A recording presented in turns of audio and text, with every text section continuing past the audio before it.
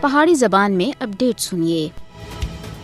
مقبوضہ جموں کشمیر وچ بھارتی سامراج اور مودی حکومت سن فوجی قوت کا بے دریغ استعمال کیتا ہے اور مظلوم کشمیریاں دی حق دی آواز کو دبانے دے واسطے 11 لاکھ تو زیادہ فوجی رکھ کے ادھر انتخاب دا ڈرامہ رچایا جا رہا ہے، جبکہ بھارتی مظالم دے نتیجے وچ اس وقت تک پچھلے 77 سالاں دے 6 لاکھ سے زیادہ کشمیریاں کو شہید کیا گیا ہے، لاکھاں کشمیریاں کو زخمی اور ہزاراں کو معذور بنا دیتا گیا ہے، لاکھاں بچے یتیم کیتے گئے ہیں اور یہ افسوسناک سرکاری دہشت گردی اس وقت بھی جاری ہے۔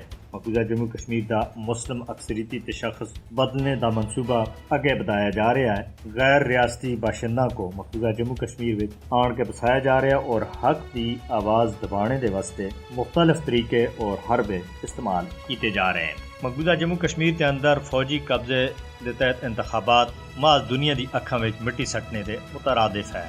انتخابات کے انعقاد وچ بھارت کا اصل مقصد مقبوضہ جموں کشمیر کے اتنے اپنے غیر قانونی قبضے کو اور زیادہ ڈاڑا کرنا ہے۔ مقبوضہ جموں کشمیر وچ انتخابات کشمیری عوام دے حق خود ارادیت کی جگہ نہیں کہہ سکتے۔ سینئر حریت رہنما میر واحد عمر فاروق کا آخنا ہے کہ بلدیاتی انتخابات اقوام متحدہ کی طرف سے منظور کیتیاں گئیاں قرارداداں اور رائے شماری کی جگہ نہیں کہہ سکتے۔ بھارت بین الاقوامی برادری کو دھوکہ دینے دے واسطے مقبوضہ جموں کشمیر وچ اکثر انتخابی ڈرامے رچاندا ہے۔